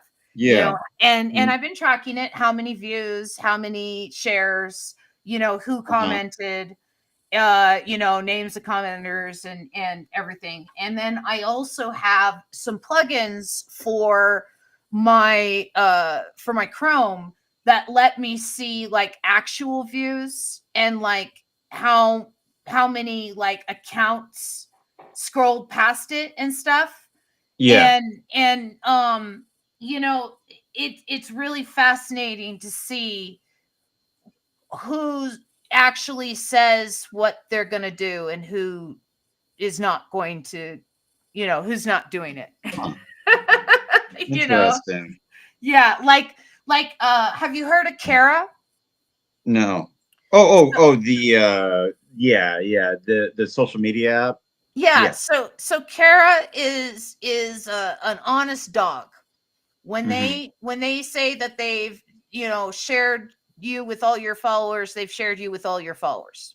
hmm Right, when they say that they've like X amount of people have liked you, X amount of people have liked you, they've tried really hard to clamp down on the bots, their algorithms for the discovery and finding new artists based on tags or whatever, or hashtags or whatever. They're really trying to make a portfolio site that's art centric, hmm based on how Instagram used to run. Yeah. And so they're really, really trying, right? On the counter to that, you have Instagram, where hmm you could have 2,000 people following you, and Yeah. you post something and you'll get 13 likes Yeah. because 15 people saw it, Right. Right. Yeah. right? No, and And that's the issue, and that's where it's like they're obviously doing that to yeah, get you to pay. yeah, Like, hey, because oh, because because hey, it's a nice fan base you got here. yeah, and here's the thing, okay? Here's the thing I've noticed. When you have high interaction with your organic fan base, okay, these Yeah. are people that have naturally found you and naturally liked you, Yeah. and naturally like, hey, you got cool shit, right? and Yeah. and they naturally like, wow, I like that, I'm gonna like your stuff, right? And hmm you're not poking at them and you're not prodding at them to like your stuff. You're the one that gets targeted for ads Yeah. to reach Yeah. you, Yeah. Yeah. Yeah. Yeah. Yeah. Yeah. right? And Yeah. it's I've like noticed that. and it's like Why? Because I'm doing it right, because I'm actually engaging with my people on your platform that you built to interact with people. Yeah. Like it's no, this is not fair. It's not How, fair. yeah. How's so? Do you use Kara? Because I I've use used Kara. it. I've used it, but I don't get any. I have like 0 followers on it or The something. the Like trick is consistency, like any other social platform. And so you is have to it? post like every day, Oh, does it and have you to have to be every post like day? once a day. And No. it's just like building up your Instagram, right? Yeah. You have Right. to post regularly in order for people to find you. Mm, Because if you yeah. don't, the people who already found you will see your stuff. But if you don't post more often, new people won't find you. Mm. So Does it? Yeah. It's the once a day thing. I really do most of my socials just 1 day a week yeah, on Mondays. yeah. And of course, there's no growth from that, but And it's a cost benefit analysis, and I just don't. But your Kickstarters have done very well. That is really, but I just have, I think, luckily, thank God, it seems like I have a bunch of people coming back who backed in the past. And there's a little bit of growth, but not. I do want to grow more. It's just trying to figure out the best strategy to do that. And what, So you think the cartoonist kayfabe was a big huge. help, but I noticed like your early ones, like you did one for Fey Archaic that didn't fund, and then you redid it, and Yeah, then it yeah. did fund, and then you've been sort of Well, really yeah, consistent since I then. kind of fucked up. So I closed when I first launched the first Fey Archaic campaign. I closed it because I forgot to put in the shipping information. You know, I put like I accidentally Okay, put yeah, free shipping or something, or 0 shipping, and I was trying to yeah, figure out if I could use the backer kit for it, and I couldn't get like any good real, and I could have. I was on a vacation visiting my brother who had like a 2-year-old.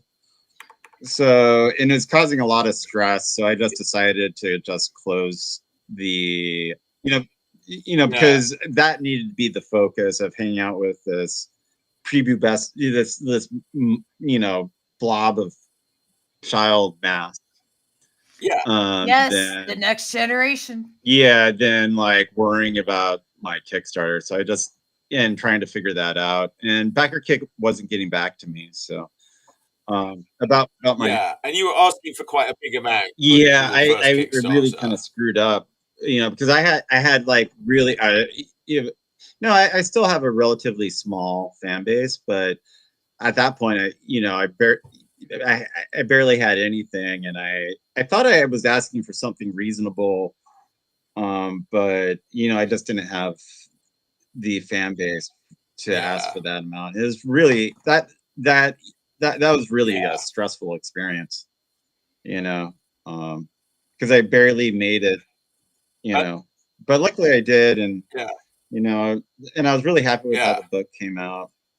Um, and I don't yeah. know, Yeah, and then you've done a yeah, lot now. Yeah, so you did that and a few others. I mean, last time you were on, you'd done Galacto Pit yeah. Fighter, and I don't know if you'd done Death of Power #1 No, already I then might when have you been. came I was on. probably still working on Galactic Pit Fighter 2, the Requiem for a Yes. Humanity, which Oh yeah, Requiem for was that the Humanity. one Awesome. Yes, I yes. was I did I no, I was on for Galactic Pit Fighter 1, I believe.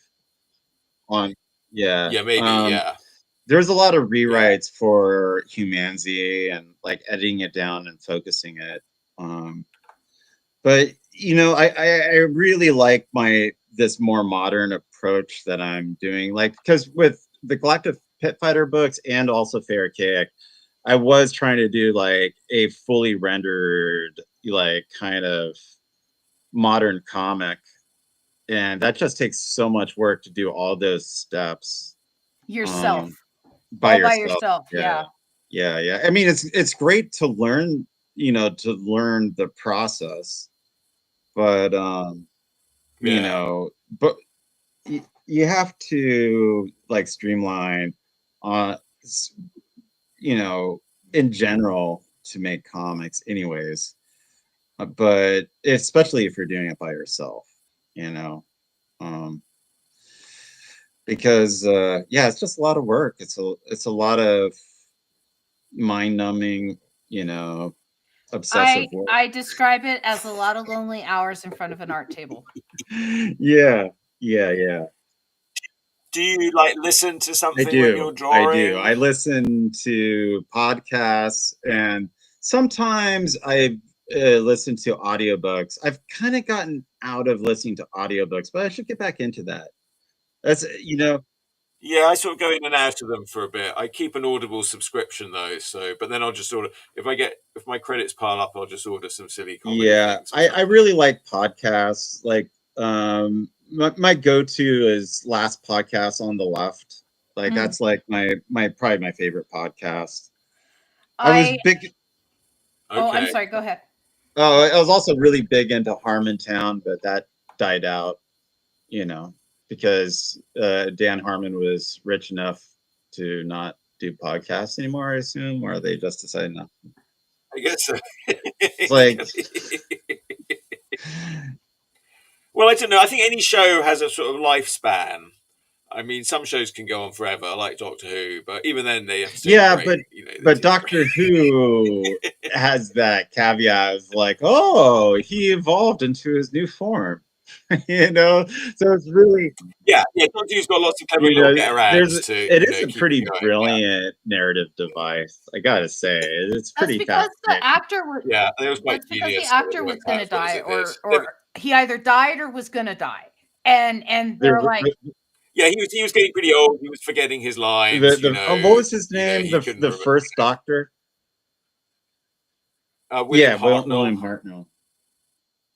He basically looks like Mr. Scrooge. Yeah, they've got a lot of Doctor Who now free. Classic Doctor Who is free on YouTube on the BBC Doctor Who channel. So I recommend people check that out. My first Doctor Who was Tom Baker, so I'm a Baker head. Yeah, Baker's the best. Well, he's the one with the scarf, right? John Pertwee era is good, but when you go through them all, you get an extra. You get all the extra sort of stuff on top of it. I mean, and Tom Baker, how he fits in. You enjoy the Tom Baker stuff all the more when you know all the other stuff. The other one that was really good was the guy after Hartnell, or one of the guys after Hartnell. Was it? Yeah, Patrick Troughton. Yeah, Patrick. He was good. I like John Pertwee a lot. I mean, I'm too young to remember really, but I would watch it when he was on, and I would read all the books a bit later on, so I knew all those stories quite well. He's quite good. Yeah, there's some really good stories. They're all more surprising than you think when you actually. They were really good. They were really well written sci-fi. It was a really good sci-fi show, and and I think the reason they had to focus on the writing was because the budgets were so bad. Like, okay, we got we got an alien. All right, let's just put a trash bag on it. It's an alien. Yeah, they were very ambitious, in what they were trying to do in the script. I love it. Versus like what was actually possible. But at this point, since it's all impossible, I mean, the thing is, though, you get some things. Well, there's some things like when they're in a certain time, they're really in that time, and then then when they're in. They're doing the monsters, they're like, well, you wouldn't do it that way now. So they do become sort of more alien over time. It sort of improves over time. Okay, here's the thing. Here's the thing about Doctor Who. Here's the thing about Doctor Who, okay? It is under community theater rules, okay? This is what we have available. Let's all just pretend this is an alien under the trash bag and have a good time with our story about our morality play about what would you do when the alien under the trash bag is not the bad guy. Yeah. Right? You know, and Yeah, and yeah, yeah. and it's like, and everyone thinks he is Yeah. because he looks like an ugly trash bag, but look, he's actually a really nice like Yeah. thing. And did we all have a good time? Let's take a bow. Right? It's community theater rules. Come I mean, on. Yeah. That's true. yeah, I was watching some Planet of the Daleks the other day. And I Yeah. always like the Daleks. So Oh, Planet of the wow. Daleks with John Is Pertwee was a that good with one. And but the monster in there was straight out of Mighty Boosh. I don't know if you ever saw Mighty what Boosh. was that? Do you ever see Mighty Boosh? It was like this British show. That's getting No, old no, now, I've Mighty never seen Boosh. that one. It's called Mighty Bush. No, it's sort of like a must-watch. Really? I was on Adult Swim where I found it here. Like it was on since I left England. But anyway, yeah, there's some of the things out of Planet of the Daleks. I was like, oh, that's exactly where they got it from. Mighty Boosh. You know, the funny little aliens talking in a certain way. You know. Yeah, it's it's Yeah.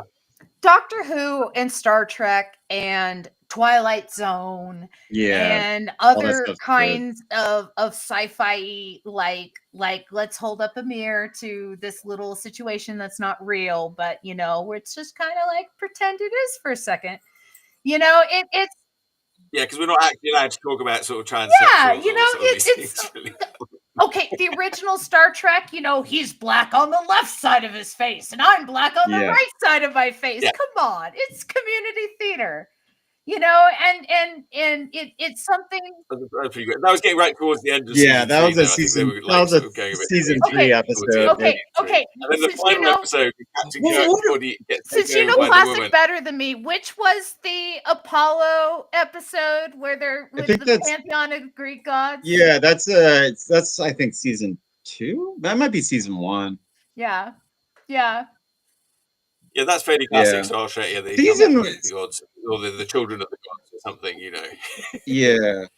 Yeah, there was one where the gods were tormenting them, but it turned out they were just the kids, and then the parents turned up. Yeah. Told them to stop. Which is also the plot of the Trilane episode, right? Where the god creature is torturing them. Yeah. You know, and it's played by Liberace, right? But it turns out it's just the kid. And the mirror was like his power source or whatever. And his parents come and scold him too. Very, very, very much very much a precursor to the Q, you know. Yes. Well, there is you know, there's fan theories that Trilane was a Q. And so that makes sense. It just clicked in my head like that was Liberace.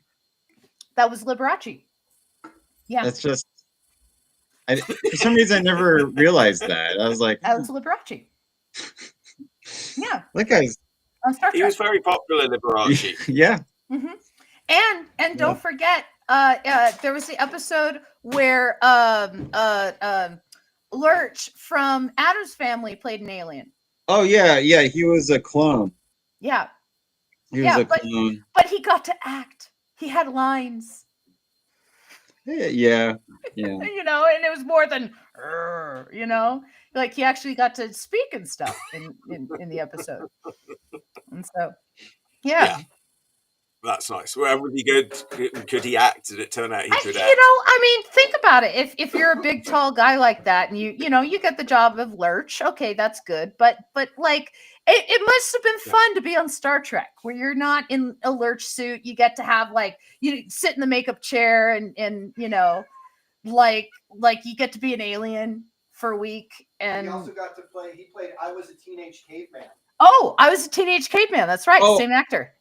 I think that was Richard Keel. Oh, Richard Keel. That was Richard Keel. Oh, Richard Keel. I'm sorry. You know, who played. He's from George from James Bond. I'm sorry. Different actor. Why weren't those two people? Why wasn't? Now Amazon bought James Bond. Why wasn't Lurch and Richard Keel in a movie together? That would have been awesome. Awesome. Yeah. You know, imagine you could have. I want to see that buddy comedy. Yeah, you know, like a buddy it on like Love High.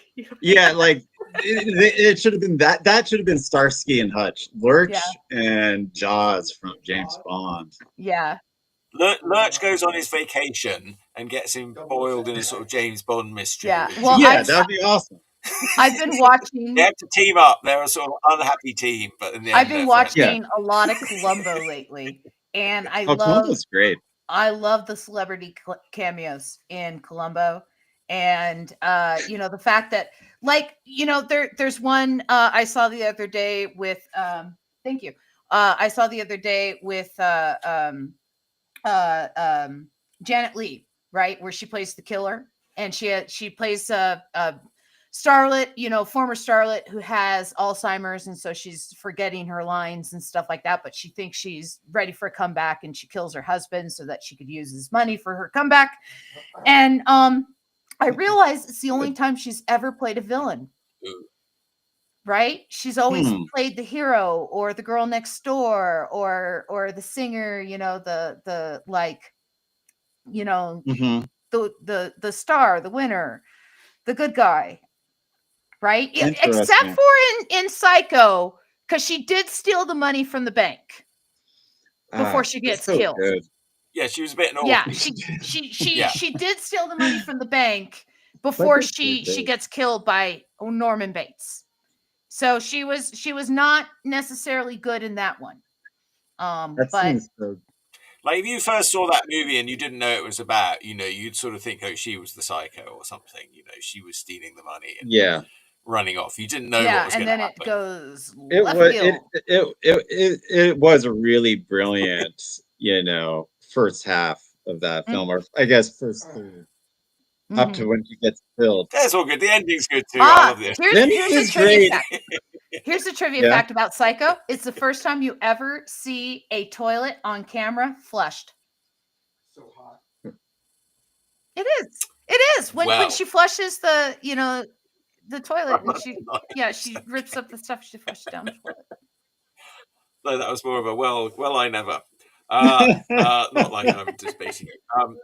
It's the end of the show nearly. I don't know. We need to wrap up, but I'm just going to say that I'm going to the Cartoon Art Museum this afternoon. They've got a drawing event this afternoon. I think tomorrow to celebrate Will Eisner's The Spirit.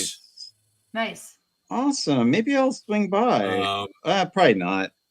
I have to pick up my T-shirts. So I got my T-shirts in. A friend of mine made it. Have Cartoon Art Museum stuff and T-shirts getting picked up and everything. I just have work later. Jeez. Yeah. Yeah, you're working at a comedy club. Not too bad. Yeah, but I take out the trash and, you know, run drinks. What comedy club? I work at the Denver Improv. Oh, Denver Improv. Yeah.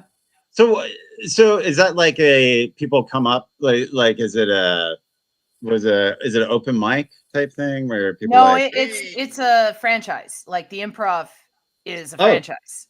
Oh, and so they have improv. So it's not stand-up comics. It's like, it's stand-ups.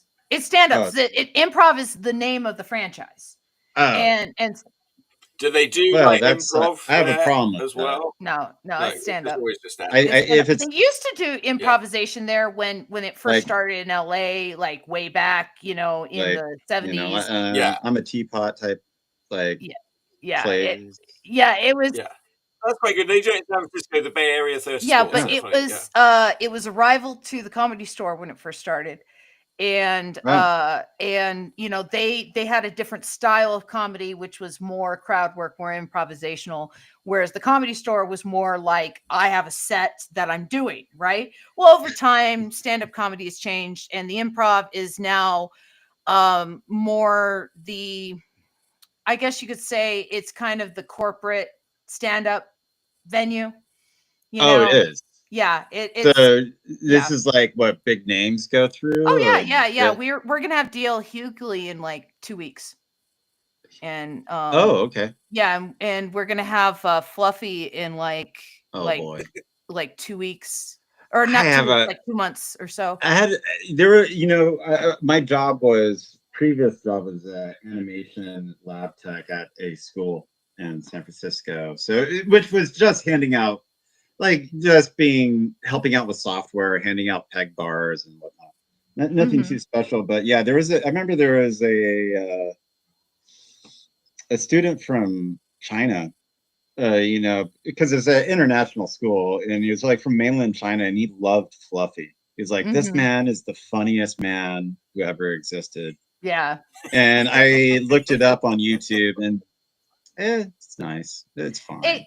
It's fine. Yeah, it's not for me. It's just not for me. Yeah. I'm not fluffy. I'm not a fluffy person. Well, it's for people who enjoy fluffiness and not. My style of stand-up comedy is more George Carlin. I like. Oh yeah, that's the best. Yeah, and that's the gold standard. Oh well, yeah, like Lenny Bruce, George Carlin. Out of modern stand-up, I really like Josh Johnson. He's. I don't think I've seen him. You can find him on YouTube. He is a new correspondent to The Daily Show, but his stand-up is smart and very observant. And who's he on The Daily Show? He's Josh Johnson. He's the black guy with the little braid in front of his face. That guy. Yeah. He had like nice hair. Yeah, but he okay. Oh yeah, I'm sorry. He's Chuck's doing the end of the show thing. Oh yeah. Well, we're getting again now. So if you tuned in, you're wondering what's going on. We've had Kirt Birdick, the creator of Death of Power series. He's just kickstarted successfully book number 6 in the series. Yay. This is book number 4. It's his take on the Death of Superman. Death of Superman done right. If you like Superman or Wonder Woman like I do. Well, you changed the name to protect the innocent. And the guilty. It's called the Death of Power. Yeah. And that's available. And where do they get that? How do they find you, Kirt? If you're interested in getting it, you'll just have to contact me by my email. You can contact me via Instagram, which is @Kirt Birdick. You can follow me. I did start a YouTube channel, which is, I'm still figuring it out, but you can contact me there too. And that's still, my handle's @Kirt Birdick. My show's called Misery Zone on there. And then email me, and you can find the email somewhere. I don't know. And you're on TikTok. I am on TikTok, but I don't, TikTok, whatever. TikTok's doing all right for me. Yeah, I like your posts. The posts are really good. Yeah. I don't do. Thank you. How do you do it daily? Or I think I'm doing it sort of 3 or 4 days a week. I usually do it Monday, Wednesday, Friday, but also Saturday, and then I don't know, different things. Sunday, so different. Like not a whole video. I don't know. I've had a lot that I did, and then I've got to probably do some more. That's cool. But just having fun, getting good response. People like the sort of videos, but they're not always videos. Sometimes just got a picture, but I think you've got to do a good amount of videos. Yeah. But that's going good. Yes. So TikTok, we'll be back next week. And then I drew Lud. Amber's done lovely drawing there. Yeah, there you go, Lud. Nice. His name's Lud. Yeah, 2 Ds. It's LUDD. Oh, okay. Let me fix it before we cut to the end there. So he's Lud. There we go. Yeah, there we go. Lud. Thank you. Amber did Lud. I did Orkra, who's not a character from your book, but I thought, well, she was a bit more like drawing-y, I was trying to pay homage to your excellent drawing abilities there. Tried to do a little War Womanish. Right. Yeah. War Womanish. I'm always interested in how you're able to just go directly in ink. I know, and have amazing? It all laid out. This one, no, I did have a little. There was a little sketch. Oh, there was. Oh, I didn't sketch. You can see here's my sketch. Oh, I had it printed very late. All right. Yeah, that wasn't completely, but it was from quite a loose drawing. I mean, sometimes I would, but I don't think it probably wouldn't come out that good just going in with a brush. Like that's quite hard to do a whole figure like that. It would be much more wonky. Were you using a light box, or were you able to see? No, I just had it printed. It was quite faintly printed. I could barely see it. Like from your that's why I had to print out as well. So we have technology on this podcast. I actually do want to get a Canon, either a Canon. Well, actually, a Canon Pixma Pro. I really would like. Yeah. That's what I recommend. That's why I use the Pixma. I had a. It takes up to it. I had an Epson, and the prints would look beautiful when it worked. Yeah. And it rarely worked. Like every other print job I would do with it, the inks would be clogged, and then you have to use up all your inks to clean out the clog. It's a total scam. Yeah.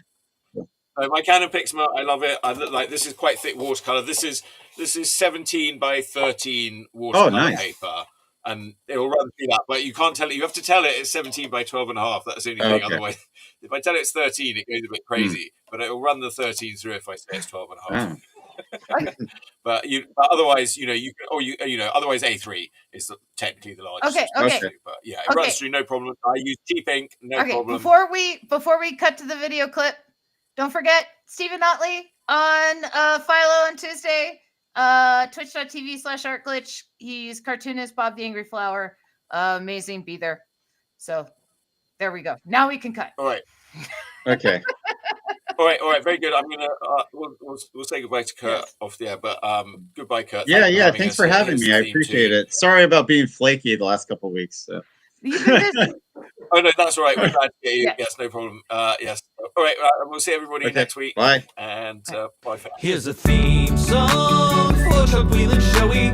He asked me to write one, but I stole from David Bowie. Here's a theme song. Chuck Whelan is the best. We have lots of hosts, but we're running out of gas. Will you be our guest on? Will you be our guest on? Be on the Chuck Whelan Show. Whoa, whoa, whoa, whoa, whoa, whoa, whoa, whoa, whoa, whoa. If you're gonna have a show